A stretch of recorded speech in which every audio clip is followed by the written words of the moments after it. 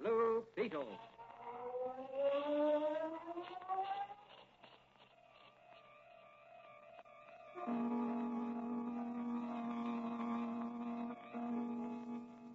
Sweeping down upon the underworld to smash gangland comes the friend of the unfortunate, enemy of criminals.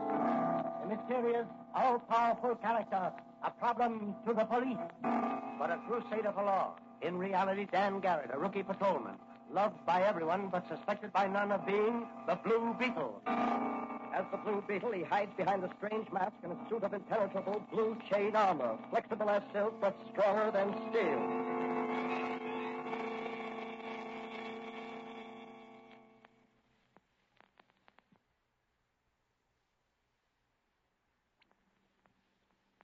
Today's episode of the Blue Beetle is entitled The Invisible Ghost. Patrolman Dan Garrett, who in secret operates as the Blue Beetle, today matches brains and brawn with a cowardly, ruthless gang of crooked slot machine racketeers. Can he spike their plans to flood the city with crooked gambling devices? Will he be able to uncover the mysterious leader who directs their activities? What is behind their endeavor to install their machines at John Doerr's carnival? As our story opens, Patrolman Dan Garrett is visiting his old friend and advisor, Dr. Franz. Danny, I've been studying up on slot machines. Yes? You find out anything interesting? Well, I'm convinced that the difference between an honest machine and a dishonest or crooked machine is very slight. In fact, I'd say the difference was purely academic. What do you mean, Doc? Of course, you realize I'm referring now to nickel and dime or quarter in the slot machines, from which your return, if any, will be a handful of coins. Yeah. That doesn't include vending machines for candy, chewing gum, cigarettes, etc. Oh, no, of course not. I'm speaking about those machines where you put a coin in the slot, push down the lever, and pictures of fruits or birds or playing cards whirl around and stop in different combinations. Yeah, I understand. Well, if certain combinations come up, a certain number of coins will be returned to you. Sometimes as many as 40 may come out. That's called a jackpot. Yeah, I know. I've seen some of the boys in the force play the machines in Charlie's cigar store. And how often do they hit the jackpot? I don't know. Not often, I'm sure. Precisely. Those machines are fixed in advance to release a jackpot once every 1,000, 5,000, 10,000, yes, even every 100,000 times. In other words, if you were the only one playing the machine, you would have to put in 1,000 or more coins before you'd win the jackpot. But a nickel apiece, that's $50. $50 to win $2. There must be enormous profits in those machines. Yes, there is. Now, let's suppose the machines these racketeers are trying to install are reasonably honest. Say, 1,000 to 1, which is average. Yeah. In a place like John Doerr's Carnival, each machine should average 2,000 players a day. Let's say 10 machines were installed throughout the area. Oh, that's conservative. Yes, I know, but let's be conservative. 10 machines would get a play of 20,000 players a day, and the average amount spent on such machines is about 20 cents per person. Well, that's 100,000 nickels at 1,000 to 1 ratio. The machines would pay back 100 jackpots, or about $200. Yes, but the intake would be $4,000. Precisely. Intake $4,000, outgo $200. And crooked operators will go to any lengths to make profits like that. Just a minute, Dan. I'll see who it is, okay? Hello, Doc. Is the pride of the police force here? If you mean Patrolman Dan Garrett, he's waiting for you, Madigan. Hello, Mike. Got the car outside? Yep. Are you ready, Daddy? Ready and waiting. Come on, Doc. Those crooked slot machine operators are going to get a big surprise when they run up against Officer Manigan and Patrolman Dan Garrett. Come on, Manigan. Let's go.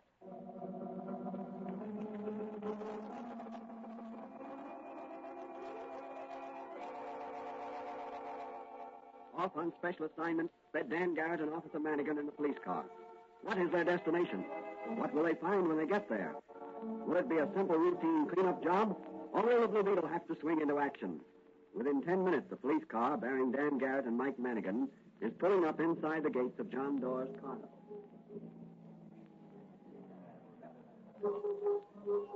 Well, here we are at the carnival, Mike. Yeah, where do we head first? Well, let's look around a bit. Okay, Daddy. Trying to hand it to me, a dime a tenth part of a dollar. Knock down the Cupid down with a baseball. Giant, you're on, big boy. Maybe you should be with the Giants. Come on here, step right up. I used to play baseball with the Brooklyn Sandlotters. Why don't you try your hand at that baseball game? I think I will. Maybe I can win a Cupid doll for my youngster. Step right up here. Come on, step right up. That's right, there you are. 3 baseballs for a Now, dime. give me 3 of them bars. I'll show you what real pitching is. Sure thing, Lieutenant. Here you are. 1, 2, 3. That'll be a dime. Thanks, Lieutenant. Careful of your arm, Lieutenant Manigan. Remember, you're an old man now. Oh, yeah? Now cut out the kidding and watch this. Hey, better look out, fella. My pal here's cross-eyed. Okay, brother, I'll stand over here. All 1. No, that was just practice. Now watch this one. All 2. Nice going, Manigan. Well, the sun was in the eyes. But watch this one. Hey, are you so cute, dog? Boy, are you good, Manigan. You hit the proprietor right in the old conch. You sure know you're Cupid, dog. What was that, Manigan? Hey, look, over there. There's a crowd around that tent. Come on, looks like trouble. What's happened? The tent fell down inside doorstep. Hey, anybody hurt? Come on, get back, everybody, get back. Hold the conch, Mike, till I have a look inside, will you? Okay, Danny. All right, get back, all of you. Make room here. Come on, make room here. Get back, all of you. What happened, Dora? Are you all right? I guess so. A tent pole fell on me as I was sitting at my desk here. Oh, wait a minute. I'll have Manigan call a doctor. You may be seriously injured. No, don't call a doctor. I'll be all right in a minute. Here, I'll get you some water from the cooler. Oh, thanks. What caused the pole to fall? Oh, I don't know. Maybe one of the ropes holding it up rotted through and broke. Or was cut. Here, drink this. Thanks. Oh, that's good. I feel better now. Have those crooked slot machine racketeers been working on you? Slot machine racketeers? Oh, no, I'm sure they had nothing to do with this. Have any of them been out to talk with you recently? Well, yes. When? Last night. Any trouble? Well, we had a few words. They wanted me to put some of their machines in. And you refused? Yes. Did they threaten you? Oh, in a general sort of way. But you know how thugs and underworld scum are. They talk big, but most of them it's bluff. Yes, I know, but sometimes... Hello, Danny. Oh, hello, Mr. Dawes. Hello, Manigan. What happened? I'll tell you, going back in the police car. Okay, Danny. Mr. Dorr, you better have a couple of your men you can trust. Act as a bodyguard till I can get some men from the police department assigned to you. In the meantime, we're going to track down this gang of crooks and put them where they can do no more harm. Come on, Manigan. Back to headquarters.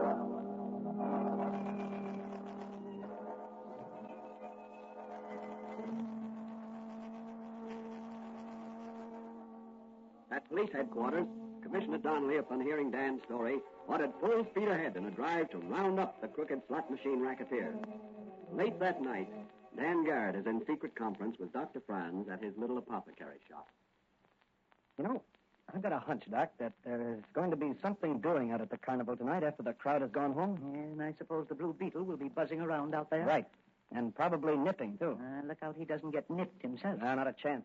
At least not permanently. Not with this Blue Beetle costume and mask. This Blue Beetle chain armor has saved my life many times. As long as I'm on the alert, nobody can overcome the Blue Beetle. I hope you'll always be on the alert, Danny.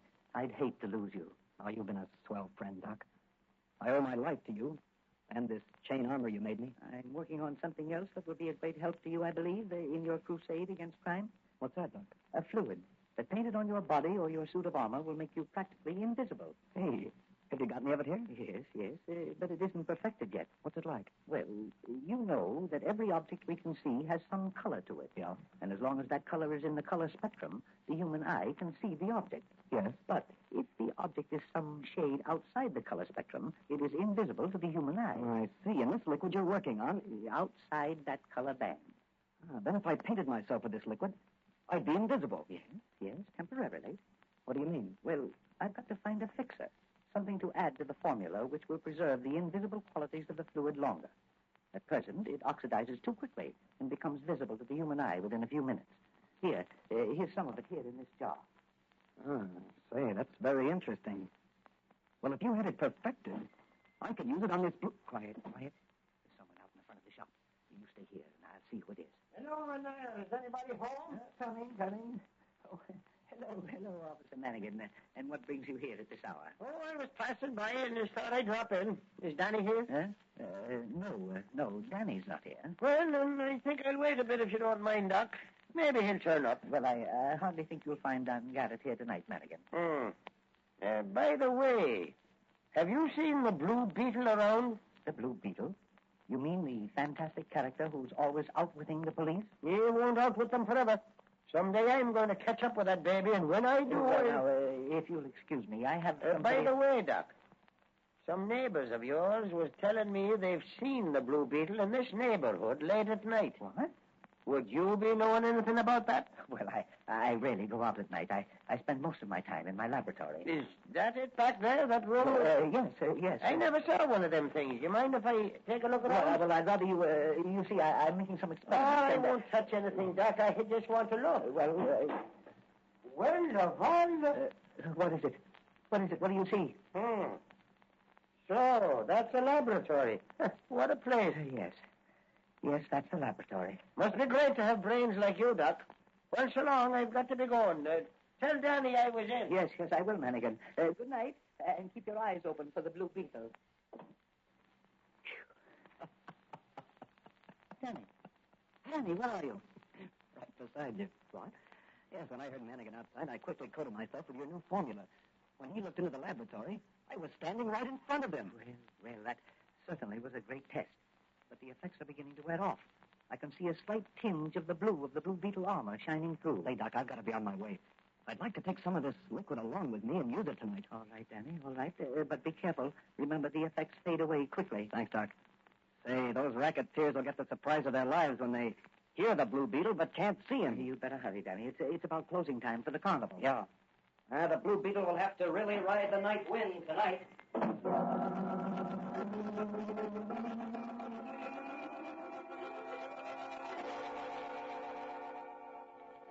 What will the Blue Beetle do over at John Doerr's carnival? Will he run head-on into a band of slot machine crooks? Can he again make himself invisible with Dr. Fran's magic formula?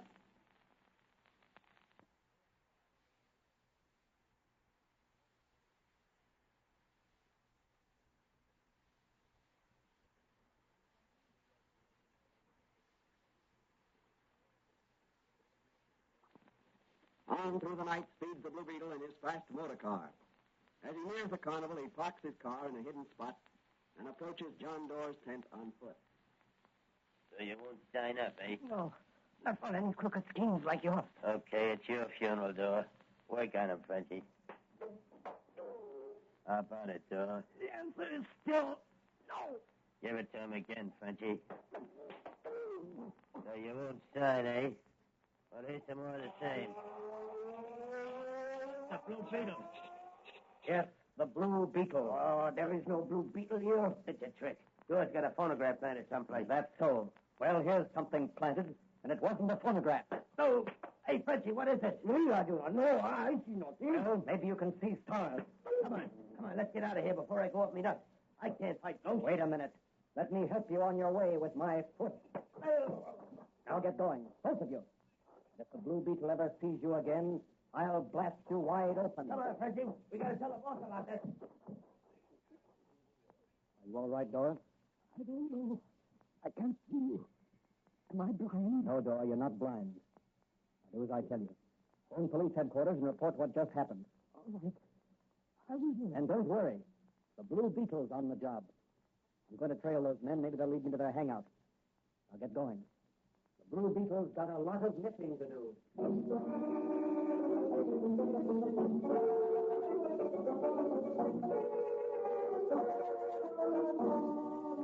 Will the Blue Beetle catch up with the thugs who are beating John Doerr? What about the invisible paint? Will it wear off before the Blue Beetle reaches his destination? What will he find when he gets there? Out of the carnival grounds dashed the Blue Beetle, just in time to see the two thugs drive off in a long sedan. Jumping into his own car, the Blue Beetle gave chase until out on the river road. Those thugs are taking the road that leads to the old haunted house. That must be the headquarters. I'll have to take a chance. My invisible paint is wearing off. I'll force them off the road, and they'll have to stop.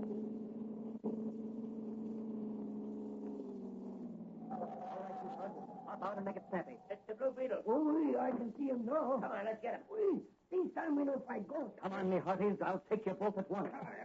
That's for Old Man Door. And that's for law and order. Set him up, Frenchie. Set him up. Kick him in the head. Oh, no, you won't, Frenchie. That'll take care of you. Put up your hands, Blue Beetle, or I'll kill you so how... Not tonight, you won't. Here's a face full of knuckles for you. Well, he's done for a while. Let's see. I'd better not use my invisible paint. I may need the little that's left to use later. How can I get into that house up there? I think I'll just take one of these thugs over here and...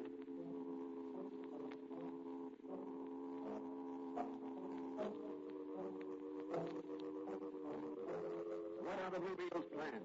Is the haunted house the headquarters of the crooked slot machine racketeers? Let's look in on this weird and mysterious-looking place. Look through the peephole and see who that is, Mag. Okay. It's Croker and Frenchie. All right, raise the iron panel and admit them. Okay. Hello, Chief. Me and Frenchie's back. Yeah, so I see. What have you to report? Well, Frenchie and me, we went to see old man Doyle like you told us, and we gave him the works. But he wouldn't sign up for the machines. Did you tell him the Duke sent you? Sure, boss. Why didn't you use further persuasion? We was just going to, and suddenly there was a funny humming sound and a crackle. Go on. Well, from out of the air, a voice what said he was the Blue Beetle told us to lay off the old man. Was it dark? No, it was light enough, but we couldn't see nobody but the old man. Go on. Then what happened? The Blue Beetle started slapping us around. Ah, ridiculous. You must have been drunk. On me word, Chief. We were sober as a judge. Am I right, Frenchie? Oui, it is as you say. Huh? What's the matter, Frenchie? Why don't you raise your hand? My neck, she is hurt. The Blue Beetle, he hit me hard. Yeah, like I said, Chief. When we couldn't see no one to fight, we beat it out of there. But the Blue Beetle followed us in his car, and just down the road here, he forced us over the side, and we had to stop. Then he rushed us, and before we could plug him, he conked us both on a bean, and we passed out. When I come to, I was in the car, and Frenchie here was driving. And the Blue Beetle? He had disappeared. A likely story, Croker. Suppose you step aside. I want to talk to Frenchie. He'll tell you the same story. Gee, boss, we got to be ready. The Blue Beetle may be here any minute. Yeah. The Blue Beetle is here. What do you mean? Frenchie, take off that hat and coat. Gee, the Blue Beetle himself disguised as Frenchie. Yes, the Blue Beetle, and he's going Stand where you to... are, Blue Beetle. I've got you covered. Put away that gun. You can't injure the Blue Beetle. The Blue Beetle seems fond of appearing and disappearing. Every time he does appear, another bunch of rats are brought to justice. I'm happy at last to have met the Blue Beetle face to face. But I regret that the meeting must be so brief. I have seen you. I wish to see you no more, so... Down you go, Blue Beetle, through the trapdoor into my subterranean sewer. You'd like to chase rats, as you call them. Well, you can get your stomach full of them down there. Maybe they'll turn the tables and chase you, Mr. Blue Beetle.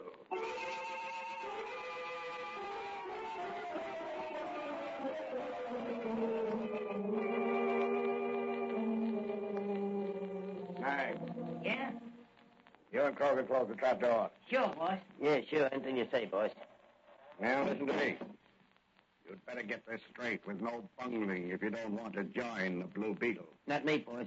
It was Frenchie's fault the other time. He didn't slug the old man hard enough before the Blue Beetle showed up. I don't want any excuses. I want results this time. Yes, boss. You go and see John Doe again. Tell him there's $1,000 a week in it for him if he signs up with us. If he refuses again, tell him the Blue Beetle's dead. Offer to prove it to him by bringing him here. Go easy on him this time. I'd either get his signature to a contract to install our slot machines at the carnival or bring him out here. Have you got that straight? Sure, boss. You better have. And one thing more. If you don't come back with Dore's signature or with Dore himself, you'll be pushing up daisies when spring comes round again. Hey, listen, boss. That's a cop. Yeah. How did they find out? You stupid fool. You must have left that frame a mile wide. No, boss. Nobody saw us but the Blue Beetle. You hide, Croker. Behind that screen over there. They'll get nothing on me. I'll meet them. Mag, you stand by. Okay, boss. Mag, raise that iron panel. Yeah, sure. All right, boys. You got your guns? Here we go. Come on. Good evening, gentlemen. Calling rather late, aren't you? The law's on the job 24 hours a day. Well, that's admirable. Something wrong? Yes, you. Me? What have I done? Your thugs have tried to kill an old man, and you were trying to install your crooked slot machines at the carnival. I assure you, you've made a mistake, Sergeant. I ain't, Sergeant. It's plain Officer Manigan, and we ain't made no mistake. The Blue Beetle phoned us 10 minutes ago. Now I know you're mistaken, Officer Mannigan. The Blue Beetle couldn't have phoned you. The Blue Beetle. Yes, the Blue Beetle. It must be a ghost. The Blue Beetle. No, not dead. Just invisible. No, it can't be. I saw him drop down that wall. Well, what's that you're trying to say? He's trying to tell you, Mannigan, that he saw me drop to my death through that trapdoor you're standing on. Holy Moses, I never noticed it. How'd you get off quick? Hey, where are you, Blue Beetle? I'm here. There.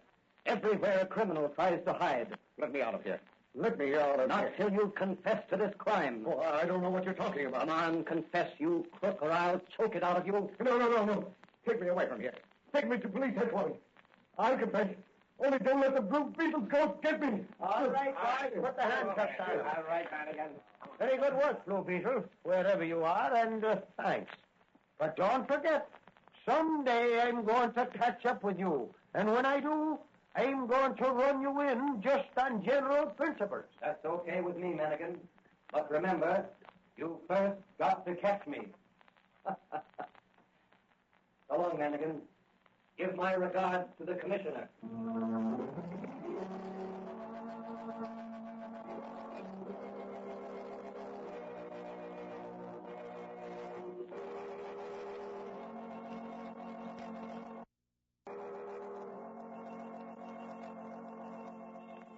And so the Blue Beetle broke up another racket that was preying on unsuspecting amusement seekers.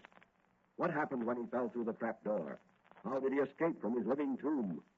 Let's look in on Dr. Fran's little apothecary shop, where Patrolman Dan Garrett is relaxing after a strenuous night. Oh, Danny boy, you sure have luck, don't I? You know, when I felt myself falling, I twisted myself so I landed on my feet. The twist must have thrown me to one side so that instead of landing on the concrete floor, I landed in a fairly deep stream of water that pours under the cellars of that haunted house. Remarkable. Wasn't it? What did you do then? Well, I let myself be carried along by the stream, keeping my head above water whenever I could. And how far did it carry you? Oh, about 500 feet underground. When I came up in the open, I quickly covered myself with your invisible paint, rushed back to the house, and entered with the police. Excuse me a minute. Someone's out front in the store. Hello, Doc.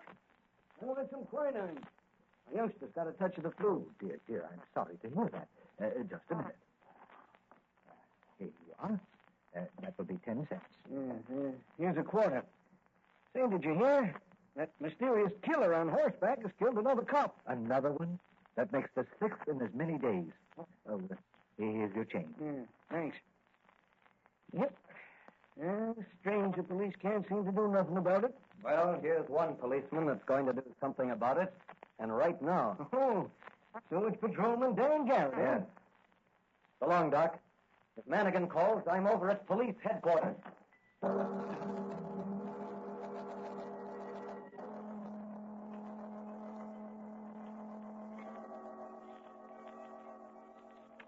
What is this new scourge that has struck the city?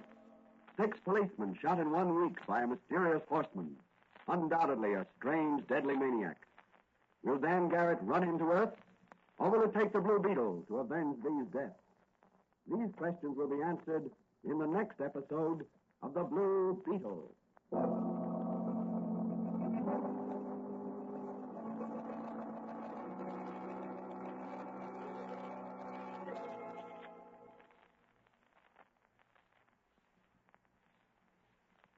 And now here's the Blue Beetle to say a few words.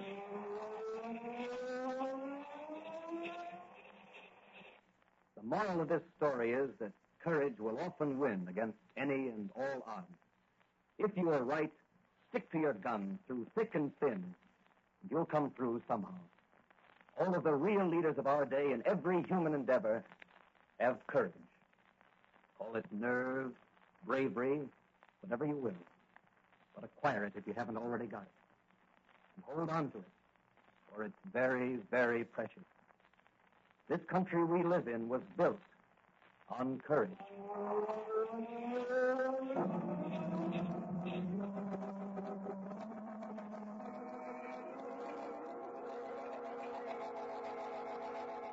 The Blue Beetle is a copyrighted Fox feature appearing in Mystery Men Comics magazine and the Blue Beetle magazine, on sale at your newsstand. The Blue Beetle is on the air twice a week on this same station. Consult the broadcast schedule in your local newspapers. And don't forget to listen in to the Blue Beetle.